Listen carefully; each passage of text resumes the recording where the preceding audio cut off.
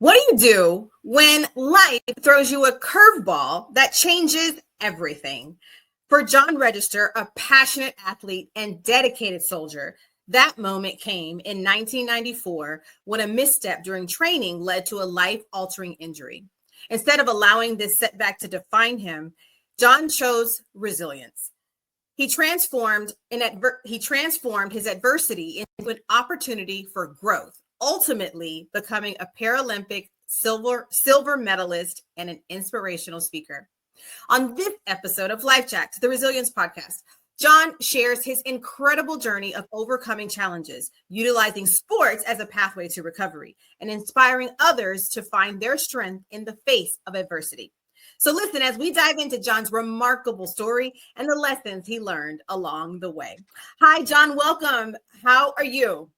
Dr. Rowe, thank you so much for having me on your podcast. I'm always excited to talk about resilience and how we can actually move forward and with contextual models to make our own lives just a little bit better. Absolutely. Well, first of all, thank you for your service in our military. Our military is so important to protect our borders and protect the great people of this nation. So what made you decide to enlist? Yeah, so that was, we're always running from something or running to something. I was running from, we had my wife and I, she was my girlfriend at the time, Alice, and we were pregnant with our son, John Jr. And so I had to have somebody pay for this baby coming. So that was one. But the second reason is I wanted to continue to run track and field. And during this time, I was a 4-time track and field All-American at the University of Arkansas, had gone to the Olympic trials, and I wanted to continue to do this in the Army because the Army had a world-class athlete program. They still have this program, which allows a soldier athlete to train for 2 to 3 years prior to the next Olympic Games. So as I was enlisting in the United States Army, I was also using the Army as a way, as a vehicle to kind of be like my sponsor to do the things I wanted to do. And so that's why, those are 2 reasons I enlisted in the United States Army. Oh, wow. I mean, what a remarkable thing. I mean, I guess, we all have our motivations and you never know because you never know where your life is going to go anyway. And then, you come to the fork in the road and it's either go this pathway or this pathway. You just never know which way it's going to turn out. But it seems like it turned out all right for you. Yeah, it did turn out well. And when I went, I think I really didn't understand too much about the military before I went in. It was just like I said, it was a pathway. It was a means to an end. However, when I was walking across the parade field in South Carolina, Fort Jackson, South Carolina, something struck me as we were walking across the parade field. We did the eyes right, salute the grandstand bleachers where all the officers are. And I realized that I was walking a part of this legacy of no matter what I thought about the history of our nation, somebody has fought, bled, and died to protect our freedoms, which is baked inside of the United States Constitution of protecting us against all enemies, foreign and domestic, right? And I would bear true faith and allegiance to the same. So I found myself walking and thinking about all the men and women who have walked this path before me. And it was immediate that I began to understand I was part of a larger collective of this. This was bigger than just myself. And so it was at that point I wanted to be a lifer. I wanted to be in it for the long haul. I said, I'm going to get my officer candidate badge. I'm going to do that. I'm going to go through that school and do all the schools that I could, Pathfinder, Ranger, jump out of planes, all this stuff. Right. Everyone. And just to do it so I could punch my ticket to like light colonel or full bird colonel. And I would get out and I would do the same thing as a civilian, right? So I could do I saw a full path when I was in the military. Yeah. Now, being an all-around athlete makes you no stranger to being resilient, right? I mean, I'm a former athlete as well. And I mean, there are days that you don't want to practice. There are days that, you got to show up and bring your best self because whether you're playing on a team or it's an individualized sport, either way, you got to bring your best self because the goal is to win. I mean, they say to have fun, but essentially the goal is to win if you're extremely competitive. But so where do you think your drive comes from? My drive, I know, comes from two individuals, actually three. My mom, for sure. She was my protector, and she really, as an educator, made me think about things differently and believe that I could achieve whatever it is I set my mind to do. Then there was my dad, who was jailed in Hattiesburg, Mississippi, for the right to vote, or exercise the right to vote. We already had the right to vote, but it was people were trying to block us from voting. And anytime somebody's trying to take a vote from you, it's probably because they want to enact something else that they don't want you to know about. So he was getting us the right to vote, and he was jailed in Hattiesburg, Mississippi, for that. Um, and then my uncle, Gloucester, who was in charge of all the platform speakers on the March on Washington 1963. So all the folks, Mahalia Jackson, Dr. King, uh, all the speakers that day. So I understood through kind of osmosis, because I was such a little tyke, like during our family Thanksgivings, they would look at a newspaper around the table and they would argue both sides of an issue. And then they would switch, right? And somebody else would take the opposing side. And I found that fascinating. I really didn't understand what's going on, but now I do. That, a lot of times we've just lost that art of being able to walk in someone else's shoe. It's all about my way, the highway. You can't, there's no middle ground at all. And so we're in our own echo chambers. And I'm probably still in some of my own echo chambers as well. But I really do, I try to do my best to find entities outside of my own echo chamber to bounce things against, right? So I'll listen to other opposing ideas so that I have a better breath. And it's not that those folks are lunatics, crazy, and all that stuff. They believe is just as passionate about what they believe that I do about what I believe. And so I have to understand that those were some of the things I saw growing up. And I think that helps us get down the road a little bit further. Yeah, I think there's that line between sympathy and empathy, right? Mm-hmm. And so a lot of people think that the sympathy that they're showing is empathy, but it's really not. It's like they feel bad for people, and that's the sympathy. It's like, oh, I'm going through this horrible thing, right? I've been life jacked. Like, this sucks. And people are like, oh, I'm so sorry to hear that. Right. But the empathy is like what you said. It's like taking the moment to walk in someone else's shoes to really understand like what they're feeling, what they're going through. How does this affect you? Like, how can I help? How can I, bridge a gap for you? And I feel like that's truly empathy. And I feel like, sometimes that's lost within people. Yeah. But we got to restore it. I think it's one at a time. It's, that's what I talk a lot about in my keynote speeches. Is really understanding how we can add, and I put on the breath of inspiration. Inspiration is the catalyst to motivation, and inspiration comes from the Latin root of inspiro, which means to breathe into. So if we're constantly breathing life into other people, we're causing an atmosphere where they can thrive and survive in any environment that they show up in. And so if we're doing that, then no one's panicking. But if someone's coming in and causing folks to panic and stress and freak out, then they're not operating out of the spirit of adding oxygen into people's environments. And so I really hone in on that about what do I do personally, and that's where I show up, right? I show up and helping other people understand that it's your obligation. Your creator has given you life and breath. Shouldn't that you be breathing that life and breath into other people? So that's how we, come at it. And I was just at, a company, another client I had, customer client in New York City, and we were talking about some of the things of how do we not just show up, but take the risk that we need to in order to move whatever we're trying to move forward, instead of waiting for somebody else to do it. And so I asked them the question because they were saying, well, we're a lot of times we're just too afraid to make the move. And I said, well, fear is that's a future state of what you're thinking about. but so is the faith as well. So I can think about either one of those two things. So why am I choosing to do the fear? Right. Is it how I'm going to be looked at? How I'm going to be perceived? Am I going to be looked at less than and disdain?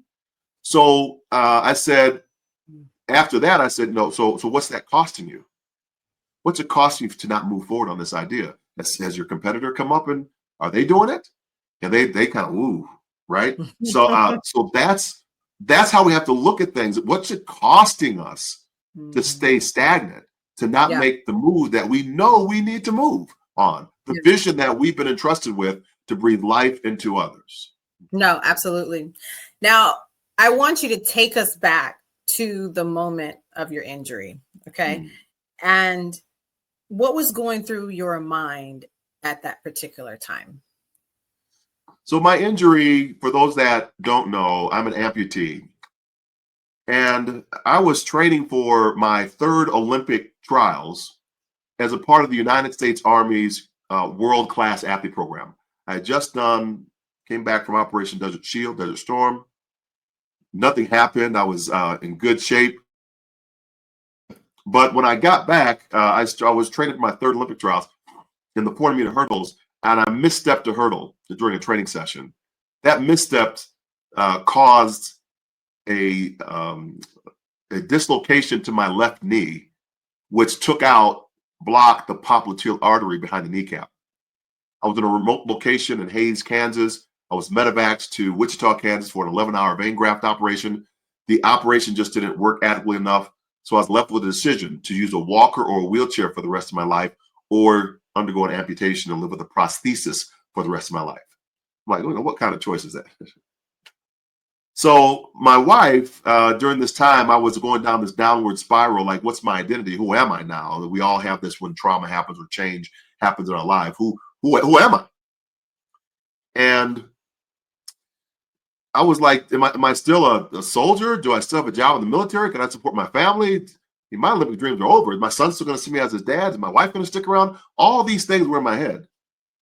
And then my wife came over. She sat down beside me and said, you know what, John, we're going to get through this together.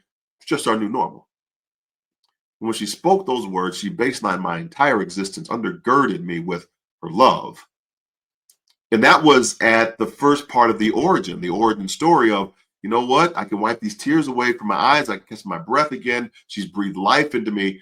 And once she does that, and I'm starting to catch my breath, I see John Jr., he's on the swing set. He jumps off the swing, hits the ground, comes running over. Hey, Mom, Dad, you see my big jump? You see my big jump, Mom, Dad? And in that moment, he's validated me as his father. He's created his new normal. He's 5 years old. So that's what I had to do. I had to somehow create this new normal. And so how I interpret that, excuse me, is I begin to think about, we talk about that oxygen environment, but the new normal that most people are looking at is not what they think it is. I look at the new normal as a growth mindset, like Carol Dweck sees it. Yeah.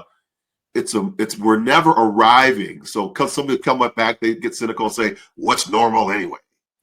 Well, normal is the everyday typical occurrence of a thought or an action, right? That's what normal is. It's what you do. You get up, you brush your teeth, right? That's a normal routine that you have until something breaks that routine. So let's not get cynical about it. Let's say, okay, there is a normal that we do every single day. We're talking about this new normal. What we're doing is every single day we're awakened with new possibilities, new opportunities that can present themselves to us. But if we're just cynical and get caught in, I don't believe in the new normal and all this, we have to look at how we growing. Yeah. So it usually comes out in one of two ways, Dr. Rose. So the first way is we can listen to people's language to see where they are on my continuum. The first way is I wish things would get back to the way they were. I wish things would go back to normal. Well, that's never going to happen because it never goes back the way it used to be. Correct. Or it comes out as a present state of paralysis. I guess this is just our new normal. Yeah. And there's no forward momentum with that. But new, as we said, is no prior point of reference. So if new is no prior point of reference, then we can't use old systems, old thoughts, old ideas to put into a new bucket to get a different output. We already established normal as the everyday typical occurrence of a thought or an action. So what are the rituals that we put in place every single day that lead us to a rhythm, that elevate us to a rise, that create the desired results that we're looking for? So the Yes. new normal, by definition, it can't be a destination. It's a plateau for the next level of growth. And so that's where we begin to help people understand that if we can get them from a reckoning moment, that nothing's going back to the way it used to be, and begin to have cast a new vision where we can actually commit to the vision that we see, now we can have a renewed mindset where we start with this rebirth, give ourselves space and grace to grow, and we hit this destination of this new normal mindset. Because once we get there, we are no longer in the growth. Now we have to look for the next level. So we need to be looking for the next reckoning moment. So we never relax in this whole growth trajectory, this growth mindset. So that's what I began doing and tooling and repackaging, repurposing once I had the amputation to get back up and to have this origin story of what now can my life be used for instead of. Well, I want to ask you about that with the being an amputee, because I mean, you ran track, like that's what you did. You were a hurdler, so your legs were very important to you, right? Like at one point in time, they were important, right? I mean, yeah, they are important to all of us, but definitely for you, you need your legs to be able to run, jump over hurdles, and all of that. So now, after your amputation, what do you believe was the most challenging part of learning to walk again? Yeah, the mindset, for sure. Because I knew how to walk, right? So all these years, I was 29 years old when the accident happened. So all these years, I know how to walk with two legs. Now I have to relearn all of it over with a contraption that's artificial, and I don't know how to walk on this thing. So I have to put myself in a space where I give myself and allow myself space and grace to grow. I'm no longer the expert. I know how to walk, but I don't know how to walk on this artificial leg. There have been millions of amputees before me, but it's new to me. So when we face changes, when we face challenges, can we allow ourselves space and grace to grow with the new? Or are we trying to be the expert? And if we're trying to be the expert, who are we trying to prove it to?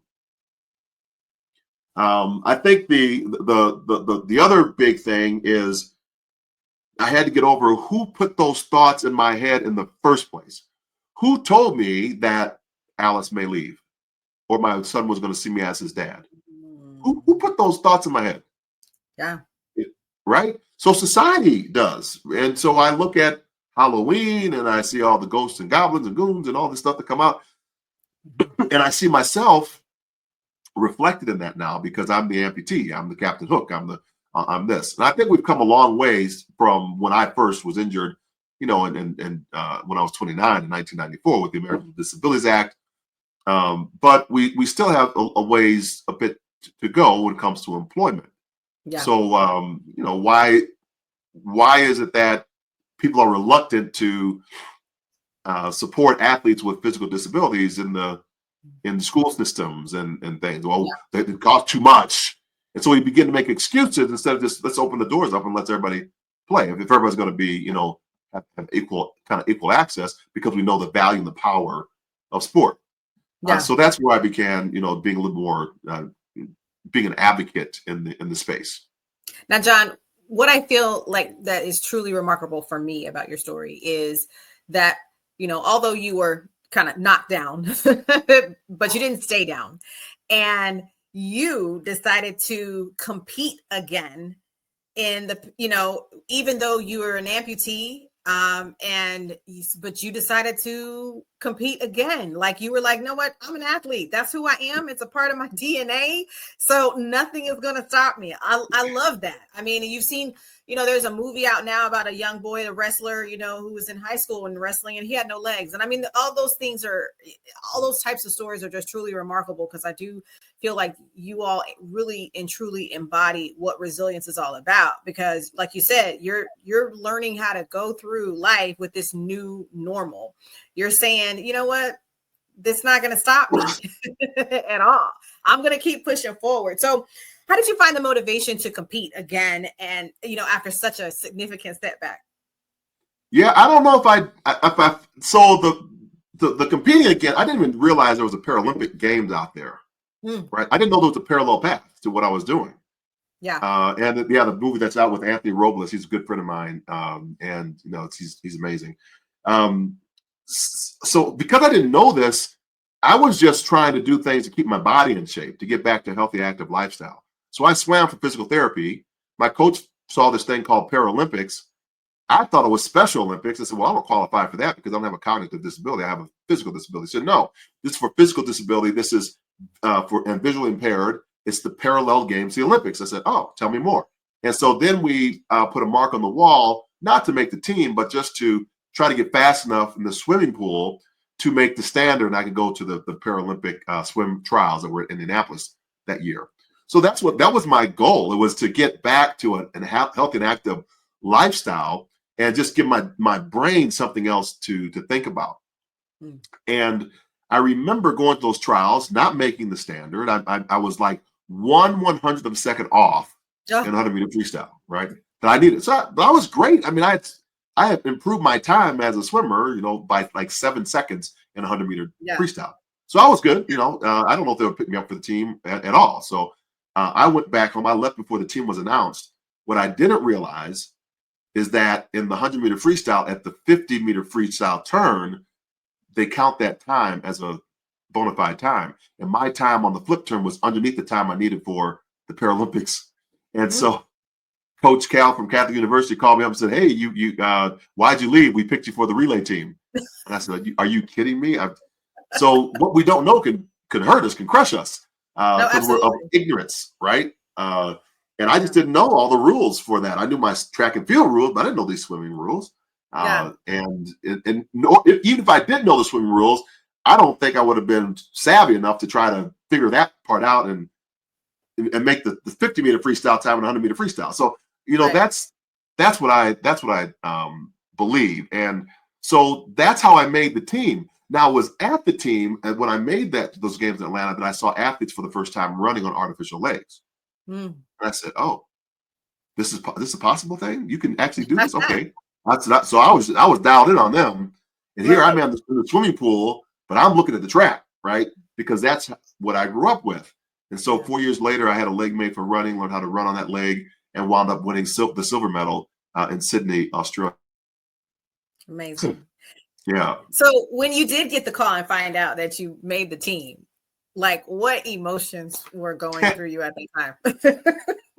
Bewilderment was number one. The first was I was bewildered because it just did not compute to me that I was training for the 400-meter hurdles, and I was now going to Atlanta as a swimmer. And all these thoughts came into my head about all these parallel paths that we had. I started jotting thoughts down on it, right? Because many times when something shifts in our life, we think we're losing something instead of looking for the gain that's coming from it. And so we're always looking for, what am I going to lose in this change? But we need to be looking for those that are putting things on because they see the opportunity despite the obstacle. My coach was seeing the things I could put on instead of me looking at the things I was looking at the things I was losing. So that is how we can show up for ourselves and for other people by looking for the opportunities and not the obstacles. So how do we do that? We have to be very strategic. And when we start hearing ourselves going down a negative path, we have to self-correct that and say, no, if I can think of fear, I can also think of faith.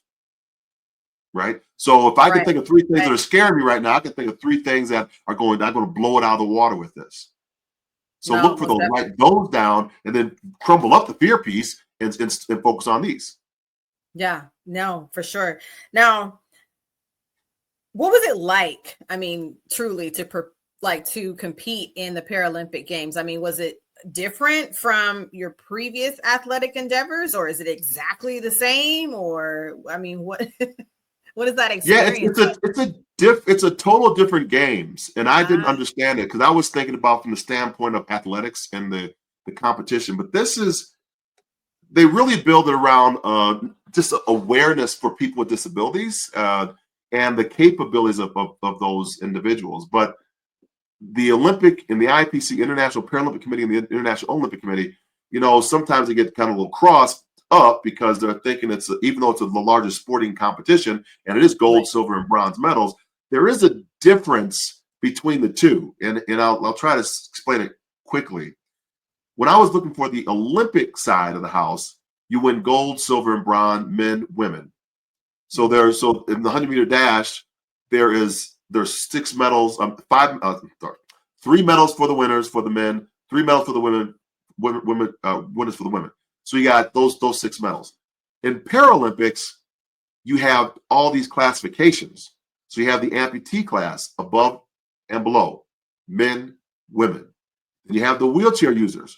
You got the women, the men, and you have those that can use their trunk to move the chair, and those that cannot move their trunk to move the chair. So we're through 2 classifications already talking about 8 medal ceremonies that are about to happen, right, for all this class.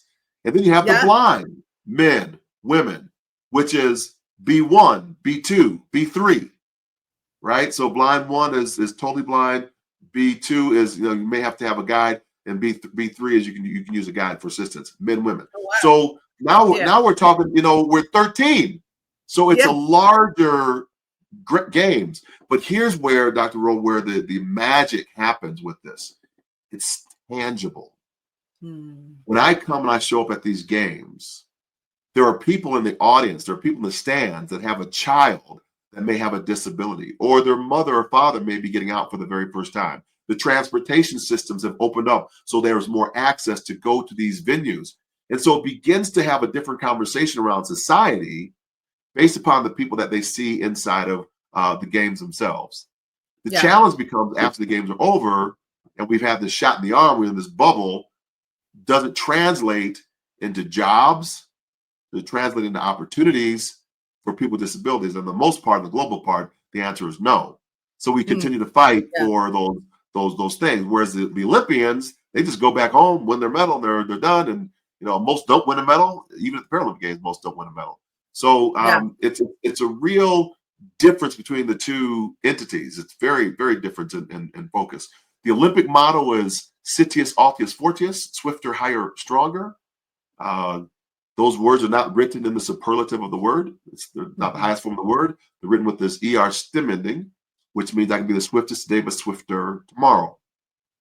Paralympics is spirit in motion, right? So that's we're talking about the essence of the person's being who's in motion, not the physicality about them in motion, their wheelchair or something. Because when you get there, you don't even see the disability once you really start watching the games. The disability fades, and you just start seeing the competition. So you start seeing the spirit, the athleticism that's there. Right. For sure. You see their spirit. How did you prepare mentally to compete? Because by this time, by the 2000 games in Sydney, so now you're running, like you said, you were at Atlanta, you were in Atlanta, and then you like, wait a minute, I can run too. You're like, okay. So now you're going to Sydney. So now it's time to do what you know how to do, right? That you enjoy doing and love doing. So what was that like? How did you prepare mentally and physically to compete in Sydney? Yeah, I had a whole background of being at the Olympic trials before, having been a world-class athlete, 3-time track and field All-American at Arkansas, having many Olympians who are friends of mine.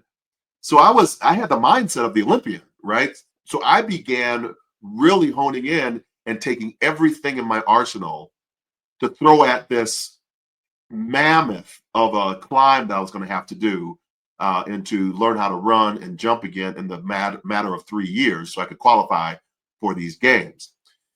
And so one thing I would do is I would go to George Mason University when we were living in Virginia, and I couldn't run a full speed like if I run with the sprinters because I just was not that fast with my artificial leg. But who I could keep up with were the distance runners who were running mile repeats. When they came around for the 200 meters, I would just jump in behind them, and I would run my 200 meters right behind them because that was giving me the pacing that I needed to do it. And they run a couple more laps, and I jump in on another one. And they run a couple more laps, and I jump in on another one. so I could get my workout in by following their training. So that was great. The second thing I had to do was I had to learn how to jump. So I went back to my coach, and I was not symmetrical. So I was kind of doing this motion, right? I would throw the leg forward, and then I would land on the leg. So I was doing this, tipping, going down. And he said, "No, my coach is Russian. He's Ukraine." He says, "No, no, no, we cannot do this. No, it's impossible. So stop this." And so he put out these painter sticks, and he had me run in between the painter sticks symmetrically. He just put them out. He said, "All I want you to do is do this for a month." So you got to get the motor memory going, right? So, and I would just run those painter sticks for a month straight, just 100 meters, 100 meters, 100 meters, over and over again. That was my whole workout, right? Yeah. And at the end of that, I went from a 16-second 100-meter dash down to 13 and a half seconds. Wow. Right? So what that did was that allowed me faster speed on the runway, further distances in the jump. So he knew to get me symmetrical. And if you even watch me compete now, or if you compete when I competed with my one leg, you'll see I don't do a whole lot of tipping this way. A lot of other folks, they do that even when they're through the knees, and I'm a true above the knee. Wow. So that's another thing I had to do. My mindset also had to get around the technology that I did not have that other people had access to. And I didn't realize it because I didn't have a team to let me know my shortcomings, my unknown spots, where my ignorance was. There were three things that happened where I believe I won silver and not gold, right? And I don't go back and I don't rehash this stuff. But for the listening audience out there, I want you to understand sometimes what you don't know can have dramatic impacts and effects on you. So you got to build a team around you. So the first thing was I'm a true above the knee amputee, which means I cannot weight bear on the bottom portion of my stump. It actually hurts. So, but the through the knees, they can. So now I'm losing a foot of lever to put force into the ground because I'm not a through the knee amputee. Is that the 5.5 inches I won silver, not gold by? The second thing was an extension stop. Extension stopper stops the leg from going into hyperextension as I'm running on it, putting force and pulling force back. I was pulling the guts out of my hydraulic unit for 3 times before the manufacturer said, "Why aren't you using the extension stop?" I'm like, "What's that?" "Oh, that's that little thing that was in that bag." So because I didn't use that, I was down for maybe 3.5, 4 months. Yeah. Wow. The 5.5 inches I won silver, not gold by, right? Because I couldn't train. And then finally, when I get over to Sydney, I get a unit that has more viscosity. It's a knee housing unit. And what this does is it allows the leg to come back faster because I was overpowering my leg with my current unit. I could not run at my optimum speed. It was slowing me down. So my process said, why don't we just get a leg unit with a higher viscosity? So what's that? Intensity of oil. I went over there 5 days before my competition. Now I'm flying down the track. What if I would have had that just a month earlier? Right. I had to readjust all my steps. So I had to do another training session to make sure that I was going to be on the board. So all that stuff, was at the 5.5 inches that I won silver, not gold by. So that's how we got to think of it. So I'm not trying to go back and change that because I can't correct it. But what I can do is get myself in these unknown spaces. So right now in this conversation we're having, you're learning stuff about me and I'm learning stuff about you. And so that's our unknown. And then brilliance comes from it because you can ask a different qualifying question on something I have yet not to discover about you that you know, and I can respond with something that I may not have thought about. Yeah. And I really think that that's kind of what building resilience is all about is, you got to know where your blind spots are. And once you know where your blind spots are, and then you're able to kind of fine tune them or kind of resolve them a little bit, then you truly can build resilience and move forward, because sometimes things keep happening to you and you're not hitting that mark or you're not reaching that goal, or you're like, why does this keep happening? The same thing, the same tragedy or the same inconvenience keeps happening over and over and over. And sometimes we think it's outside. It's an outside factor when sometimes it's an inside factor that you're doing. Inside job. Right. That you don't even recognize it. It's like you life jacking yourself. So who knows? Right now, you set the American long jump record. Yeah. Man. So, I mean, okay, listeners, viewers, let's look at this. Okay. So, John, athlete in the Army, in the university, running track, had an injury, was down, but it was like, nope, I'm not gonna let this stop me because I'm strong. I'm an athlete. We're gonna move forward. Becomes a swimmer, right? And competes. Then you're like, wait, I can actually still run and compete in track and field. And so you do compete in track and field. And then you end up setting an American long jump record. Yeah. Truly remarkable. So, how did it feel to achieve that kind of milestone? Yeah, it's great. It's a milestone, right? As you said, but I did that in the competition trying to win the gold medal. So I didn't even know I set American record, right? It's in the it was in the competition. And I was like, oh, okay. So that's a piece of going on trying to win this competition. So I get a chance to, I get a chance to keep that that part of history. And it's an honor, I don't think, at least for myself, I don't go out trying to set records. I go out trying to just compete at the best level I can, whether it's as a professional speaker, whether it's in athletics. Even this morning, I just kind of pushed myself at the pool. I went to the swim this morning, and instead of doing 1,000 yards, I did 1,100. Right, so I just pushed myself a little bit further than what I wanted to do, and I think that's what we all should be striving for. How can we just add a little bit on to what it is that we're trying to accomplish in the day so that we can serve ourselves, our clients, a little bit better? No, most definitely. That's amazing. Now, you have a keynote address for the viewers out there and the listeners. John does speaking engagements all around the world, and for motivational speaking to companies and individuals and organizations. But you have a keynote address called Hurdling Adversity. So without giving too much away, because I want people to book you to Oh, that's all hear right. it.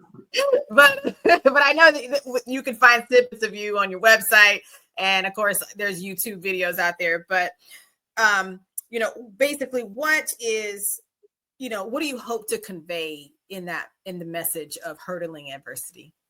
Yeah, there are a couple things that I want to convey. The first is we have to make a commitment to the visions that we have. And there are three opposing forces that hold us back from the commitment. Once we have a new vision, we cast a new vision, revision it. Other people begin to, if we say it out loud, they begin to pick at it. Oh, you'll never do that. You can't. You never amount to anything. Why do you want to try to do that? Your father did that. He was no good at it. Your mom did that. And so we begin to tear it down, and we don't even know what we're tearing down. So dreams are very fragile. So you have to hold those close to your heart, and don't share them when they're finished. Yeah, It's nice, that toxic positivity that people think that, I'm just trying to be supportive. I'm trying to help you. And it's like, no, you're not. Help you out. I don't want you to be disappointed. Right. So we have to tell them your dream when the dreams come true. That's when you tell it. Because when they say, "Oh, I just trying to help you out," you can't do it. I said, "Well, it's actually already done. We already put the logo together. We already have this thing actually. Oh, really? Oh, can I get on board?" I'll switch. Secondarily, it's society. Society impacts upon us, impresses upon us how they want us to show up.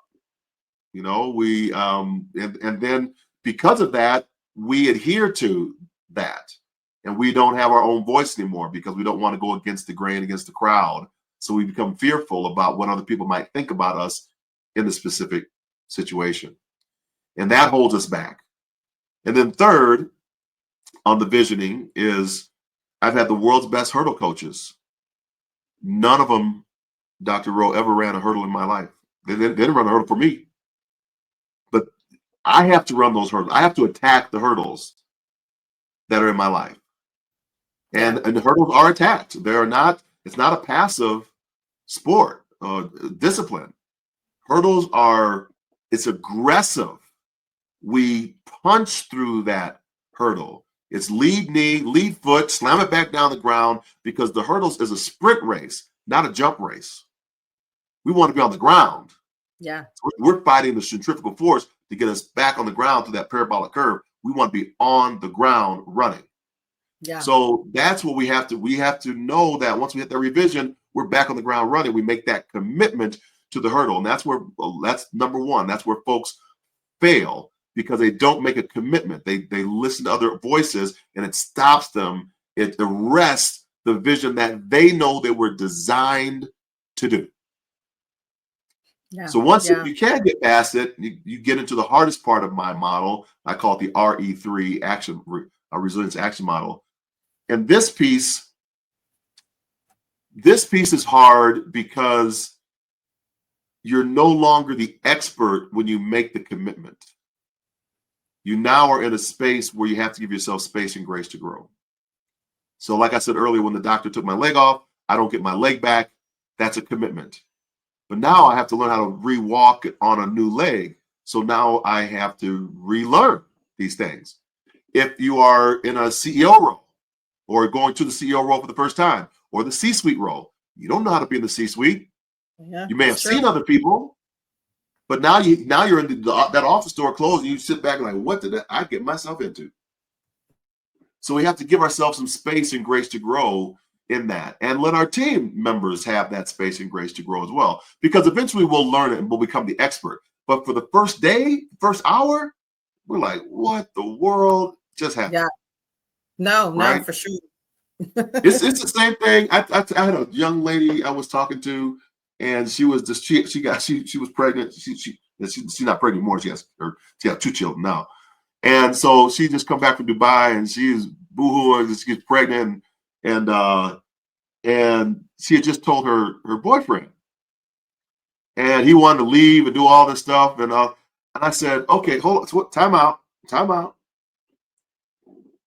How long did it take you to freak out when you found out your body about to go through this change and you got a kid about to come? And she said, it was at least 2 weeks. I didn't want to tell nobody. I was afraid of my mama.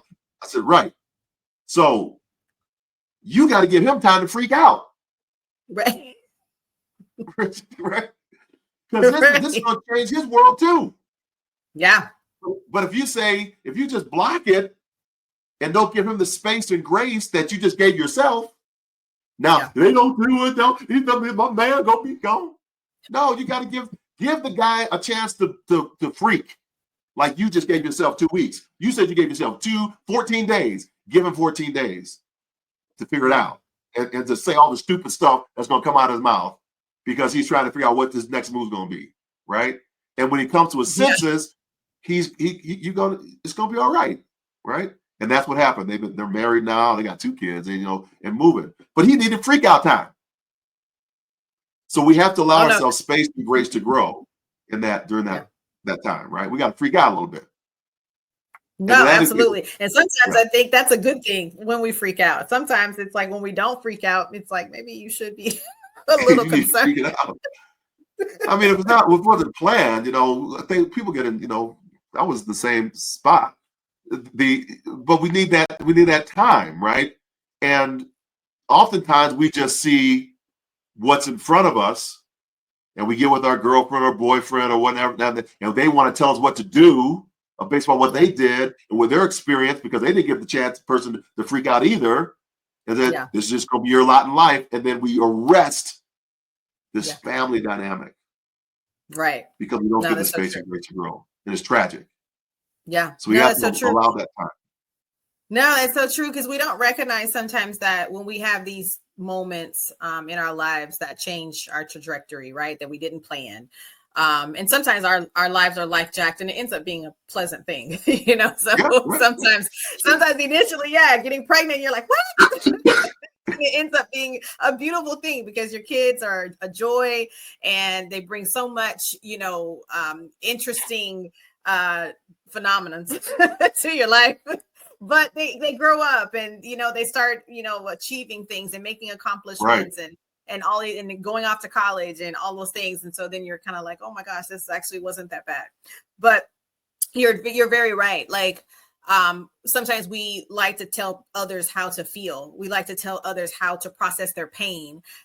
People love to tell others, like, this is how you should handle whatever you're going through, without even knowing all the specifics of what is happening.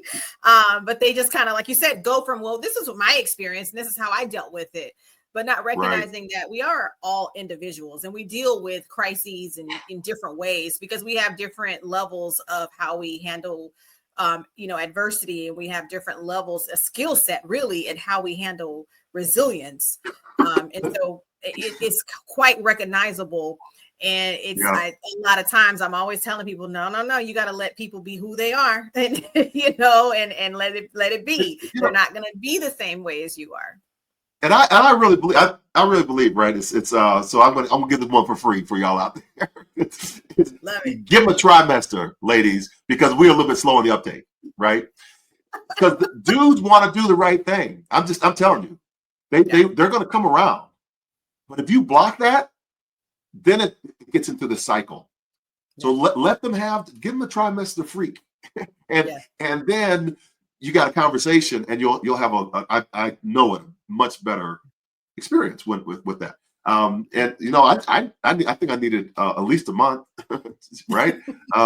Because my life was going to change, and how am I going to level up, and what do I need to do? What's my responsibility? And all these things I was doing over here, I have to give myself some space and grace to grow so I can support my woman, right? Yeah. And what we are going through together. It's not one thing. It takes two, right? Yeah. And so I had the morning sickness, not my wife, right? When my second child, I smelled her breast milk before she did. I knew my wife was pregnant before she did, twice. Oh wow. Twice. And I told her, I need you to get checked out, right? So she's like, what do you mean? I smell? No. She's doing the Indian leg cross and all that stuff. Right. But it's that's how in tune we were. Yeah. But she didn't block it, right? We worked through the process together. So she had her chance to freak out. I had a chance to freak out. And then now we're it's gravy, right? It's good. Right. So that's what I said. That's what I mean in the space of renewal, that we need space and grace to grow. Whether it's that, I'd use that as an example, but it's in the business community too, when we elevate to a position or we're going to transition to something else. Yeah. Well, I know that you've said that Alice is a huge part of just developing your faith, developing your strength, and probably developing resilience as well, because she's always giving you that space to build whatever it is that you need to build and to acquire whatever it is that you needed to acquire. And I think that we do need people in our lives that love us for who we are, and they do recognize that we're going through a tough time, but they do help pull us through it, right? They allow us to say, okay, yeah, I get it. It sucks. I'll let you have your moment. But don't forget, right, that they're there to push you along, to say, okay, but we're not going to stay here. We're going to keep going. But they're not telling you you're going to keep going. And then they go, okay, I'll see you later. They say, I'm going to be here. You're going to keep going. But guess what? I'm going to be wherever you need me to be. So if you need me to be beside you, a couple of steps behind you, or just within, eyesight a little bit, I'll be here. And so I think that's the part sometimes that people forget when we go through hard times, is they're there, but they forget to really be there and not just cheering us along. Yeah. So you wrote a book, 10 Power Stories to Impact Any Leader. So where did you draw the inspiration from to write this particular book? So this book really came from, I've done some work with our State Department, U.S. State Department, and our U.S. ambassadors. And I've gone through, well, I was recommended by Secretary of State, Colin Powell, to be a part of an advisory committee. And that went on through Condoleezza Rice, Secretary of State. And then that went on through Hillary Clinton. Then it skipped a cycle, and then it went on to Secretary Pompeo. And with Secretary Pompeo, I was invited to speak for the what was it called? The Chief of Missions dinner in the Ben Franklin room at the state, the U.S. Department of State. And I was in that room, and we're, kind of jaw jacking, and all the ambassadors in kind of getting their marching orders. And this is February like 26th, 2020. So the pandemic is about to happen, right? And these ambassadors, half of them are appointees and half of them are career people. And the ambassadors are there in this space. Oh, thanks for pulling that up. I was going to pull up something too. They're in the space of they're being asked to leave these countries because of the pandemic. But half of them that are, underneath the new administration, they're like, well, we don't know if this is going to go on or what's really happening here. And we can't get the expats back home because other countries are now shutting down. Right. And so I saw this as a leadership moment. So I actually changed all my remarks around to say, how do we lead in times of chaos and times of chaotic? Because everybody's turning to you as a leader to figure out what's going to happen next. So if you don't know what's going to happen next, then they certainly don't know what's going to happen next. You're going to have chaos on your hands. So I wrote this book, 10 Power Stories to Impact Any Leader, 10 of my stories that they can glean 10 of their own stories to then insert into their day-to-day operations if they needed one, to share a story of hope, of resilience, of some action steps that they can do while we're going through this very difficult time as a world. So that's why I wrote the book. And so now it's in a paperback form, and you can, get it. I do it snail mail wise. I do it old school. It's not out there on Amazon, but if you send me a note, I'll send you a copy. I think we put them out for $25, pay $5 for shipping, and you got a book, right? Somebody ordered one today. So I just sign it for you, and I just ship it off. So it's old school, and but it's a good, decent read. I'm writing another one right now, the same book, but a second version, because I have like 10 other stories now that I think are more significant for the business community. So this is kind of part one, and we'll have part two. So now you have 20 stories in there, and we'll do some action steps. I'm always about the action steps. And then this is, I think, I'm not sure if I can share this on the slides. Well, not slides, but the what do you call it? How do you do the share the screen? So the share screen. So on the screen there is I'm going to put up this window, and or maybe you can put it up there. This is does it go up? Can it go up? Or no? I'm not sure. You may have to. Anyway, that's the resilience action model. If you can get it up, I don't know if you can get up there or not. Yeah, I can get it up there. Give me just a second. Okay. So that model right there is when we're talking about the reckoning, the revision, and the renewal. So I call it RE power to the 3 resilience action model. So the folks, that's what we teach as a product, as a lesson for how do you actually do it. This is the way we do it, and we do that in a workshop. So thanks for showing that. Yep. Yeah, no, not a problem. Well, I can't even believe that it's time for this conversation to be over. Oh my goodness. But before we go, I got to ask you, the most important question is, in your opinion, how does one build resilience in the face of adversity? Yeah, that's a great question. It's always one, when I look at resilience, I look at the word in a couple different ways. The first one is there are 10 letters in the word resilience, and I look at those as 10 obstacles that need to be overcome in a hurdle race.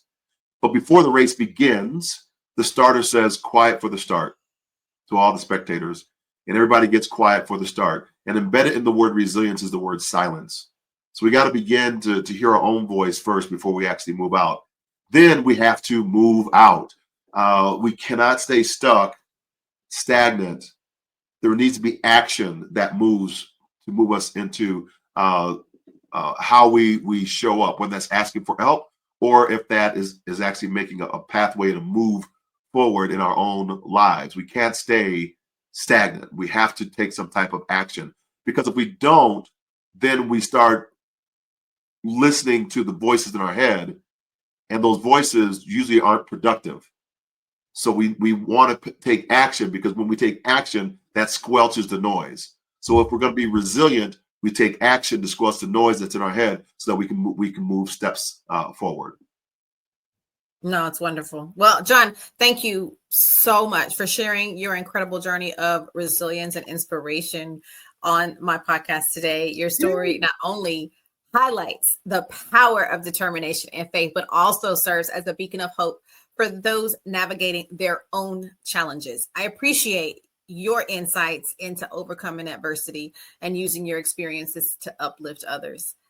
I look forward to seeing how you continue to inspire and empower individuals through your work and message. So, how can listeners find and connect with you, purchase your book, or book you for speaking? So the easiest way is, for the book, is my website is johnregister.com. Just go there, you can pick up a book. The best way to connect with me to find out what I'm working on, you'll see that my title description there is johnregister.beehive, BEEHIIV.com, johnregister.beehive.com.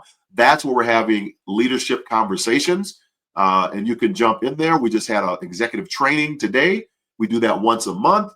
You can kind of get behind the firewall on that one. You can see a presentation, a full-length presentation, if you're looking for a presenter or a keynote speaker. I think that we need to look beyond just the sizzle reels and look at the full presentation. Like, I had a person pass out in one of my sessions, my first one this year. How does a speaker handle that? You need a professional that's going to be there to help you run that comes along with you as a part of a team, and not just a speaker. So that's what we do, and we're at Inspired Communication International. Dr. Rowe, thank you so much for this wonderful opportunity to speak with you and your audience.